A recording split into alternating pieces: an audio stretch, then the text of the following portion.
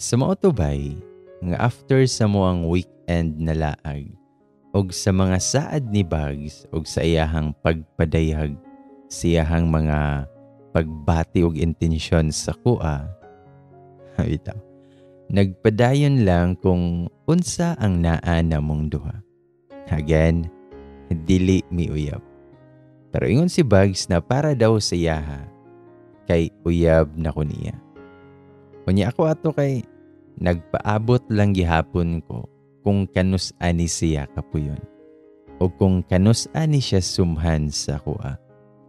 Pero nag 4 months kapi na lang kay consistent pa man gihapon siya. Sige gihapon ko niyang hiluton nga naay happy ending per me. Lutuan pa ko ana niya kung naa siya diri sa balay.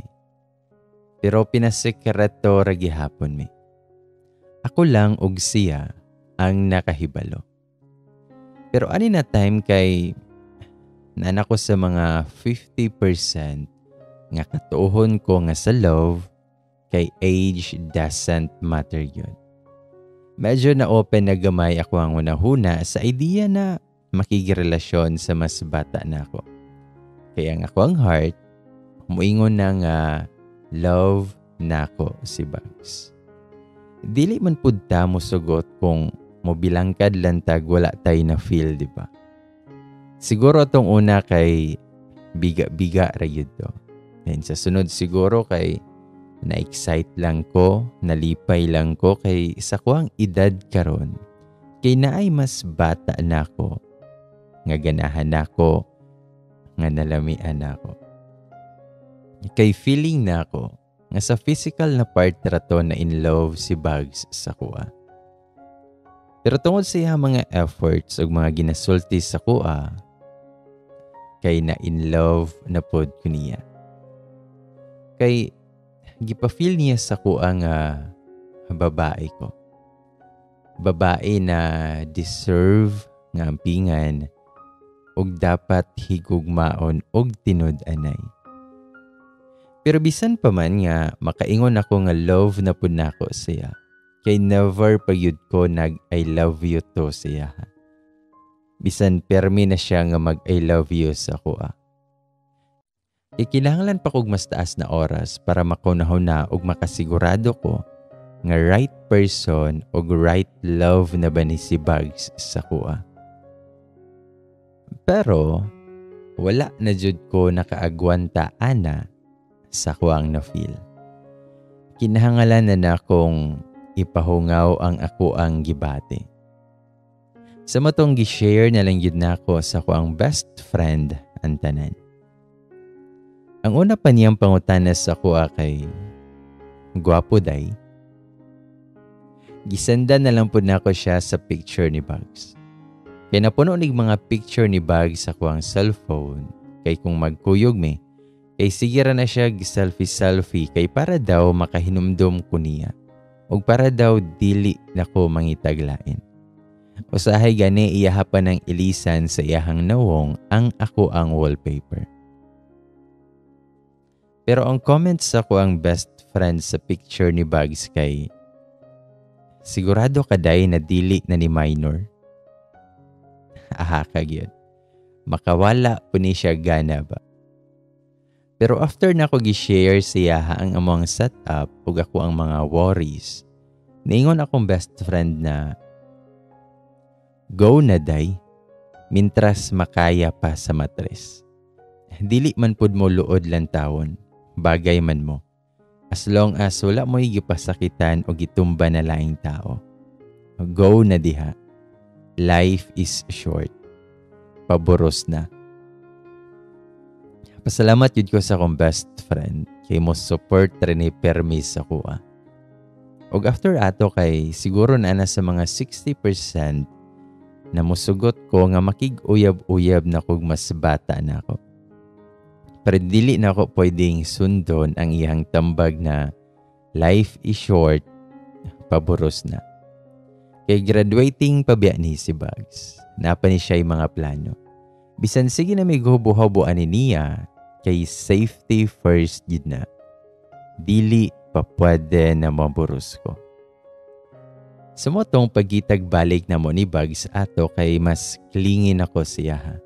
Mas sweet ug mas wala na nagpugong-pugong sa kuang kaugalingon ug nakabantay gid siya ana. Hingon si Bugs nga, nakaisala na ko mahal.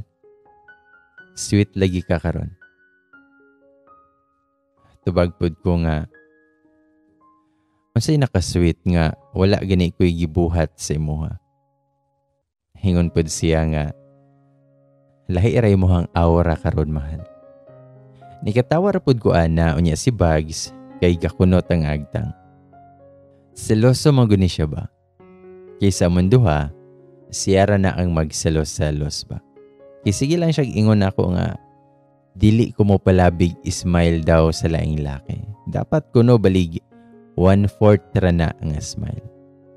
Og dapat kuno kung naay magara-gara sa kuha kay mo ingon na daw ko nga naa na ko'y uyab. Gusto po gani niya nga mag-t-shirt ra daw ko og dili na daw ko magsando-sando or mag-sexy og suot kung mamaligya ko.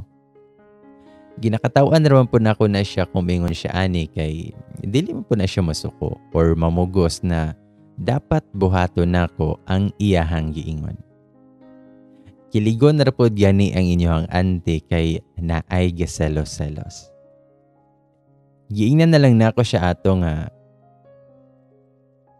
ikaw raligi ako ah. Pero nagkatawa ko pag human akong ingon ana kay first time to na akong giingon siya. Cute ra pod og reaction si Bugs sa ato kay wala man na nakaliho. Ni-smile ra man na nga murag ga-heart ang mata. Ingon din siya nga, mahal, happy 6th months. Happy mansari. Dinitindog na siya o yabrihan niya ang zipper sa iyahang jacket. Nagkatawa jud ko sa gisuot niya nga t-shirt. Pero yung ani gini siya. Gina-celebrate niya ang among mansari. Gasugod pa siya ihap kay katong unang hilot niya sa kuha. Gipasagdahan ra pud na ako na siya. Pero ang t-shirt yun niya ba kay nagkatawa yun ko. Bantog ra nag-jacket ni siya. Namdan ni siya gitaguan ba. Kay ang t-shirt niya ang gisuot kay nakaprint man na ang ako ang nawong. Namanay ay dayon heart. Dayon ang ako ang nawong. Unya ang color pa yun sa t-shirt kay orange.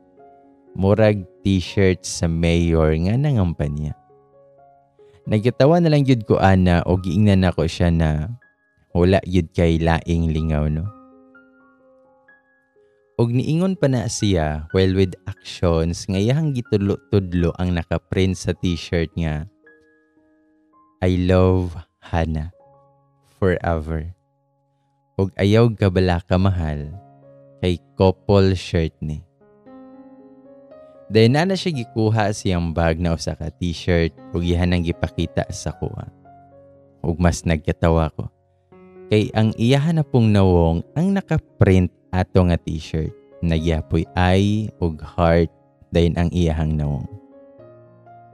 Nagkatawa ko ana pero gikilig ra pod biya ako kay nag-effort siya ug medyo unique.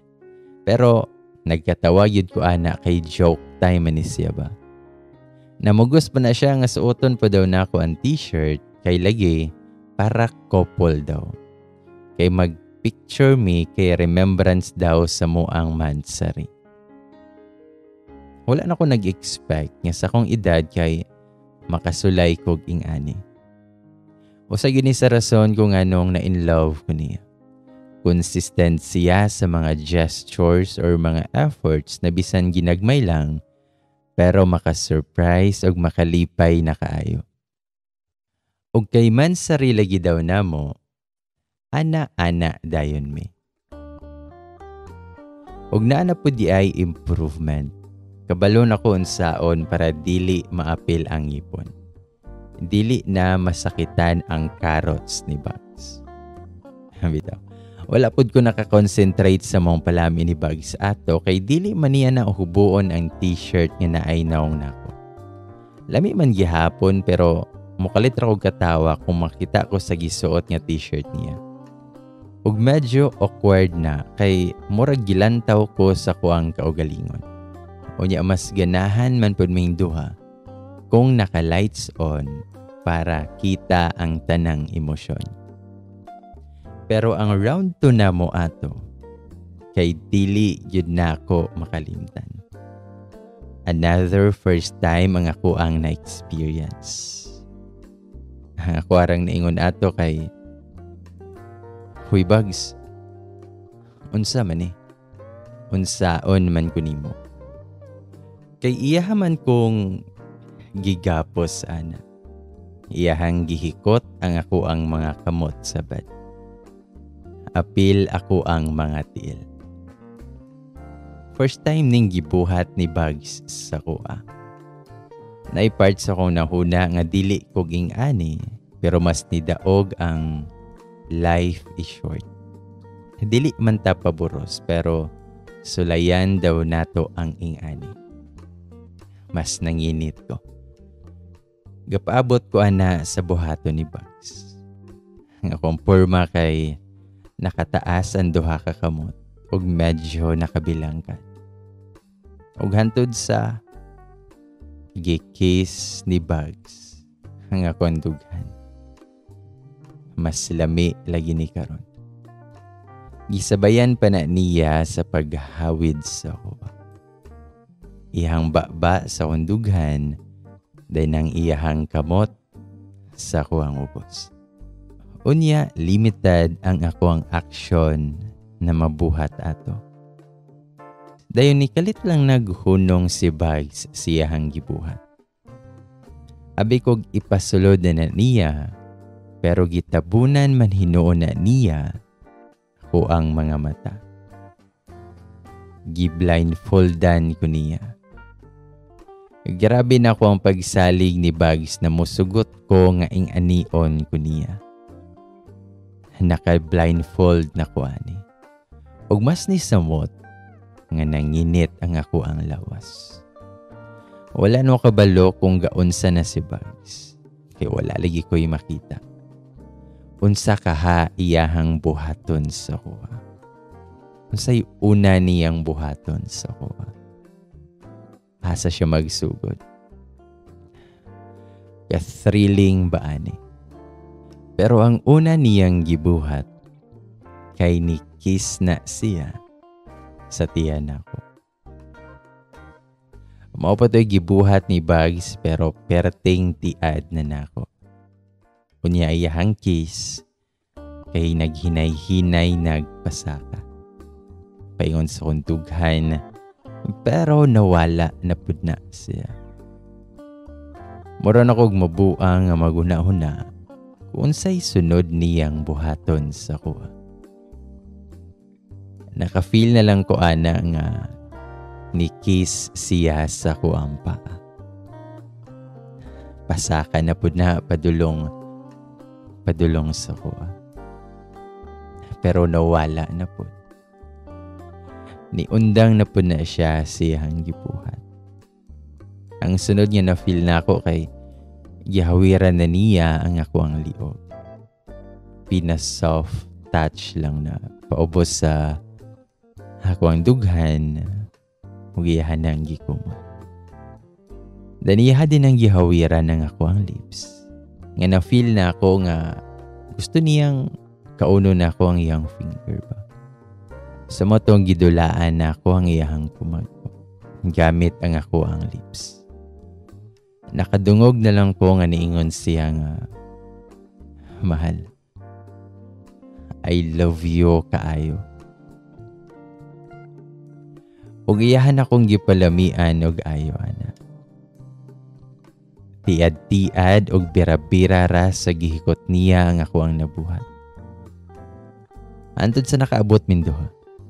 Pero wala na ipahuwayay oy. Ganahan pa kaayo ko ato. Perting inita pa sa ko ang lawas. Padayon ra nang pinaakay og kinumutay while nagtangtang siya siyahang gipanghikot sa kuha. Gisundan dayon namo. Pina-doggy na ang among pormaan. ug perting gilo ka na didto sa ilalom nako. Nalami nakaayo isyagit. Usa yun to sa unforgettable na gibuhat namo ni Bugs. Siguro nato sa mga top 3. Kay daghan pa na gipatry o gibuhat si Bugs sa kuha.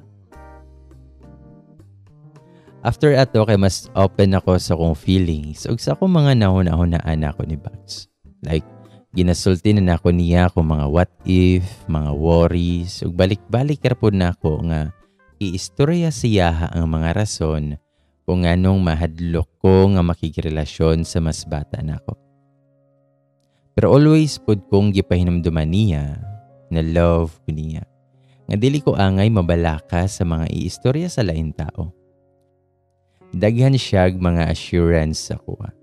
Ingon pud siya nga wala siya gadali. Makapaabot siya hangtod sa kung kanus ako nga andam na. Wala ko niya gi-pressure. Support ra siya na ako. Ang importante siya karon kay kuyog daw mi. Nga naa daw ko niya. Og nalipay minduha. Kay bisan pa man nga dili mi uyab, wala man pud ko'y laing laki. Wala man pud ko nang entertain sa lain. Loyal ko niya, bisan dili mi uyab. Next. Habitaw. Sa matuga padayon lang mi ni Bugs. Pinasekreto ra gihapon mi. Then mga 2 weeks before siyang graduation, kay niuli ko sa muang bukid. Kay birthday sa ko ang papa. Gusto pa kayo ni Bugs na makuyog, pero wala yun ko ni sugot. Perte niyang hangyo, pero dili pwede. Wala na ko siya kuyuga. Pag-abot na ko sa balay, kay Bibo na ako mga pagumangkon. Kaya nanguli pod ako ang mga igsoon. Kumpleto mi ato na time. Pero, nalipong man kog kalit ana. Nagdali-dali pa kog adto sa kusina kay gusto ko mo inom og bugnaw kaayo nga tubig. Tungod siguro ni sa biyahe. Pero, galain man hinuon na ako ang ginhawa kay nakasimhot ko sa giluto ni mama. Nakasuka yun ko ana. Pero ni kalit man day nag-ingon si mama nga, boros na kahana? Og naputol yun ako ang pagdigwa-digwa ato. Grabe po din si mama kay boros man dayon. Dili ba pwedeng tungod lang ni sa biyahe? Dili man ko mukaon god kung mo biyahe-biyahe ko. Kay naaman pod akong ate ato sa kusina kay gatabang-tabang ni mama, niingon pod siya nga, madugangan na gyud imohang apo anima. Pero giingnan po din ako sila nga, wala ganitay uyab. Boros hinuon. Tubag pod akong ate nga, na naman daw kay ka-live-in dito. Nitubag pod ko ana nga, buot pod ka. Kinsa may gapatakag istorya-istorya ana. Tuo pod mo.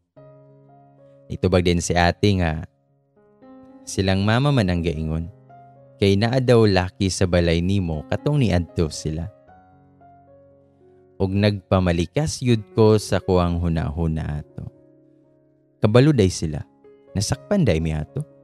Saba ra ba kaayo minibagi sa ato. Pero gipanindigan nako akong giingon na wala ko'y uyab eh. Ingon din ko nga, himo-himo ra ginig istorya si mama ba kay gusto nag-apo. May pagdugangan na ninyo inyohang anak te. Para naanay bagong apo silang mama. Nagkatawa lang na si ate din niingon si mama nga, nak, kung boros ka, kay malipay yun ming duha si mohang papa. Basta panhian lang ng laki dari sa balay para pod makailami. Na jud kay ni ba kay murag sure man kaayo si mama nga boros ko. Nitubag pod ko ana nga, dili lagi ko boros ma, ug wala ko'y uyab. Wala ko'y ka-live-in. Niingon po day na si mama nga, kang kinsa maday tong brief nga gihalay sa CR nimo, katong niadto mi si mohang papa. Nang luspad pa ka pag-abot na mo. Ayaw kog ingna nga imuha to kay arte biya kay ka sa mga gipang suot nimo. Og didto kay nag-flashback ang tanang nahitabo sa kong unahuna. Naagiday ebidensya nga nabilin. Bantay lang ni si Bugs. Nganong naglaba-laba pa man siya siyang brief didto ba? Naligo malitood si Bugs sa ato. Duha man akong CR sa balay. Ang usa na sa akong kwarto, ug ang usa kay naalang sa gawas para naay magamit kung naay laing tao sa balay. Bantay lang yun ni si Bugs sa kuha. Wala no kabaloon sa ako ang itubag ato. Ningon pa na si mama nga, mao bitaw nga wala namin nilaag didto para makalugar mo. Naahak na yun eh. Natingala bitaw ko kung anong wala na sila ilaglaag sa balay. Sa una kay halos kada bulan sila maglaag. Patay yun ko ani. Unya niabot pa yun na si Papa sa kusina. Unya mas naglaig sa mot akong ginhawa og nakasuka na pud ko ana. Ingon din na si Papa na boros ka hana. Kanindot sa regalo nimo para nako. Og wan ana gyud. Kahilako na kaayo ko ato. Naulaw ko. Kabalo na maday sila nga na ako'y laki. Pero wala pa sila kabalo na mas bata kayo sa kuha. Unsa kay reaksyon nila ani? Unya nabalaka ko kung unsao na lang kung tinuod na buros ko. Careful man unta ko para dili ko maburos. Basta kaysa kung nahon na ato kay imposible gyud nga buros ko ani. Tungod ra yun siguro ni sa biyahe. In denial pa kaayo ko ato. Kay dili yun pwede. Dili ko musugot nga buros ko. Basta dili pwede. Dili yun.